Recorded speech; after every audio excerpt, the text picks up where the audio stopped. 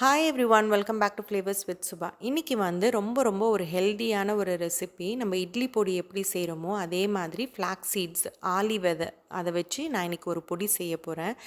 இது வந்து நிறைய ரெசிபீஸ்க்கு வந்து இந்த பொடியை நீங்கள் யூஸ் பண்ணலாம். டேஸ்ட்டும் ரொம்ப நல்லாயிருக்கும். நிறைய ஹெல்த் பெனிஃபிட்ஸும் இதில் இருக்குது. ஸோ இப்போ வாங்க இது எப்படி பண்ணுறதுன்னு பார்க்கலாம். இப்போ ஃபஸ்ட்டு வந்து இந்த பொடி பண்ணுறதுக்கு நான் இங்கே ஒரு பேனில் கொஞ்சம் ஃப்ளாக்ஸ் சீட்ஸ் சேர்த்துக்கிறேன். இதை வந்து ஆலி வெதைன்னு சொல்லுவாங்க. இப்போல்லாம் நிறைய இடத்துல உங்களுக்கு இது ஈஸியாக கிடைக்குது. இப்போ இதை வந்து பேனில் சேர்த்துட்டு மீடியம் ஃப்ளேமில் இது நல்லா பொரியிற வரைக்கும் ஃப்ரை பண்ணி எடுத்துக்கோங்க. இந்த ஃப்ளாக்ஸ் சீட்ஸில் பார்த்தீங்கன்னா நிறைய ஹெல்த் பெனிஃபிட்ஸ் இருக்குது. இது வந்து வறுக்காமல் வெறும் ஃப்ளாக்ஸ் சீட்ஸை மாத்திரம் மிக்சியில் கிரைண்ட் பண்ணி பவுடராக ஒரு பாட்டிலில் ஸ்டோர் பண்ணி வச்சுக்கிட்டிங்கன்னா கூட நீங்கள் நிறைய ரெசிபீஸ்க்கு யூஸ் பண்ணலாம். நீங்கள் சப்பாத்தி மாவு பிசையும் போது அதில் ஒரு 2-3 ஸ்பூன் அளவுக்கு இந்த ஃப்ளாக்ஸ் சீட் பவுடரை சேர்த்துட்டு மாவு பிசைஞ்சிக்கலாம். அதே மாதிரி குழம்பு பொரியலெல்லாம் பண்ணும்போது கூட இந்த பவுடரை கொஞ்சம் அதில் சேர்த்துக்கலாம். அதே மாதிரி நம்ம ஹேருக்கு ஸ்கின்னுக்கெல்லாம் கூட இது ரொம்ப நல்லது. ஸோ இது உடம்புக்கு ரொம்ப நல்லதுன்றதுனால உங்கள் டயட்டில் அப்பப்போ இதை சேர்த்துக்கோங்க.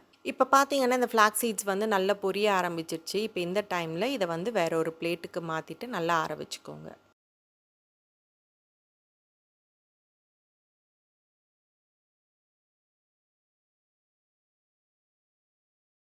இப்போ நெக்ஸ்ட்டு வந்து நான் இந்த பேனில் கொஞ்சமாக வெள்ளை எள்ளு சேர்த்துக்கிறேன். அதையும் வந்து மீடியம் ஃப்ளேமில் வச்சு நல்லா பொரியிற வரைக்கும் ஃப்ரை பண்ணி எடுத்துக்கோங்க.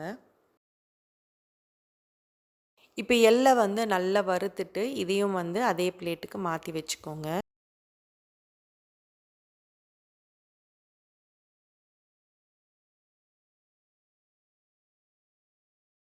இப்போ நெக்ஸ்ட்டு வந்து நான் அதே பேனில் கொஞ்சமாக எண்ணெய் சேர்த்துக்கிறேன். எண்ணெய் கொஞ்சம் சூடானவுடனே அதில் கொஞ்சமாக பூண்டு, காஞ்ச மிளகா, அதுக்கப்புறம் கறிவேப்பிலை இது 3த்தையும் சேர்த்துட்டு லோ டு மீடியம் ஃப்ளேமில் வச்சு கருகிடாமல் வறுத்துக்கோங்க. இப்போ பூண்டு, காஞ்ச மிளகா, கறிவேப்பிலெல்லாம் நல்லா வறுபட்டவுடனே இப்போ இதில் வந்து கொஞ்சமாக புளி சேர்த்துக்கோங்க. இப்போ புளியையும் வந்து ஒரு 2 நிமிஷத்துக்கு மீடியம் ஃப்ளேமில் வச்சு வறுத்துக்கோங்க.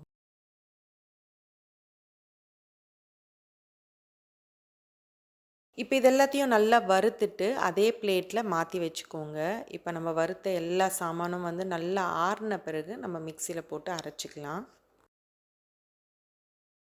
இப்போ இதெல்லாம் நல்லா ஆறின பிறகு இதை வந்து ஒரு மிக்ஸி ஜாரில் மாற்றிக்கோங்க. இப்போ இது கூடவே வந்து நான் கொஞ்சமாக ஜீரகம் சேர்த்துக்கிறேன். அது கூட கொஞ்சம் கலருக்காக காஷ்மீரி மிளகாய் தூள் சேர்த்துக்கோங்க. அது கூட இந்த பொடிக்கு தேவையான அளவுக்கு உப்பையும் சேர்த்துட்டு எல்லாத்தையும் வந்து ரொம்ப நைஸாகவும் இல்லாமல் கொஞ்சம் லைட்டாக கொரன்னு இருக்கிற மாதிரி அரைச்சி எடுத்துக்கோங்க. இப்போ பார்த்தீங்கன்னா எல்லாத்தையும் வந்து நல்லா அரைச்சி கொண்டு வந்திருக்கேன். இந்த அளவுக்கு வந்து கொஞ்சம் லைட்டாக கொரன்னு இருக்கிற மாதிரி அரைச்சிக்கோங்க. இப்போ இதை வந்து வேறு ஒரு பிளேட்டுக்கு மாற்றிட்டு நல்லா ஆறின பிறகு ஒரு ஏர்டைட் ஜாரில் நீங்கள் ஸ்டோர் பண்ணி 1 மாதம் இல்லை 2 மாதம் வரைக்கும் கூட வச்சுக்கலாம். ஒன்றுமே ஆகாது. இப்போ இந்த பொடி பார்த்திங்கன்னா நிறைய ரெசிபீஸில் யூஸ் பண்ணலாம். இது வந்து இட்லி தோசைக்கு தொட்டு சாப்பிடலாம். பொடி இட்லி பண்ணலாம். பொடி தோசை பண்ணலாம். அதே மாதிரி சுட சுட ரைஸுக்கு வந்து கொஞ்சமாக நெய் ஊற்றி அதில் பிசைஞ்சு சாப்பிடலாம். அதே மாதிரி இதை இந்த பொடியை வச்சு பராட்டாவும் பண்ணலாம். ரொம்ப நல்லாயிருக்கும். ஸோ இந்த மாதிரி நிறைய ரெசிபீஸ் வந்து இந்த பொடியை வச்சு நீங்கள் பண்ணலாம். ஸோ நான் இன்றைக்கி வந்து இந்த பொடியை வச்சு பராட்டா எப்படி பண்ணுறதுன்னு நான் காமிக்கிறேன். இப்போ பராட்டா பண்ணுறதுக்கு என்கிட்ட ஆல்ரெடி லெஃப்ட் ஓவர் சப்பாத்தி மாவு இருக்குது. இப்போ இதை வந்து நம்ம சப்பாத்தி உருட்டுற மாதிரி நல்லா பெருசாக உருட்டிக்கோங்க. இப்போ இந்த மாவு வந்து நல்லா உருட்டிட்டேன். இப்போ இதுக்கு மேலே வந்து கொஞ்சமாக நெய்யோ இல்லை பட்டரோ நீங்கள் வந்து மேலே ஃபுல்லாக ஸ்ப்ரெட் பண்ணிக்கோங்க. நான் வந்து கொஞ்சமாக நெய் ஃபுல்லாக ஸ்ப்ரெட் பண்ணிக்கிறேன். அதுக்கு மேலே வந்து நம்ம செஞ்சு வச்சுருக்கிற அந்த ஃப்ளாக்ஸ் சீட் பவுடரை வந்து நல்லா தாராளமாக அந்த மாவு மேலே நல்லா ஸ்ப்ரிங்கிள் பண்ணிக்கோங்க. ஸ்ப்ரிங்கிள் பண்ணிவிட்டு இதை வந்து நம்ம புடவைக்கு எப்படி ஃப்ளீட்ஸ் வைப்போமோ அதே மாதிரி மடித்து மடித்து நான் வீடியோவில் காமிச்ச மாதிரி செஞ்சுக்கோங்க.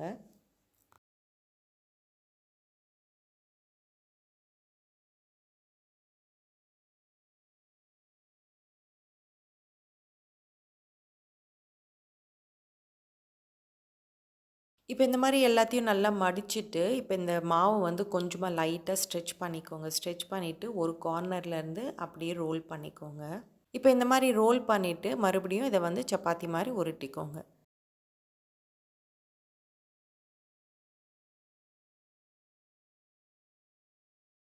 இப்போ இதை வந்து நெய்யோ இல்லை பட்டரோ சேர்த்து 2 சைடும் நல்லா கிறிஸ்பியாக வர மாதிரி ஃப்ரை பண்ணி எடுத்துக்கோங்க.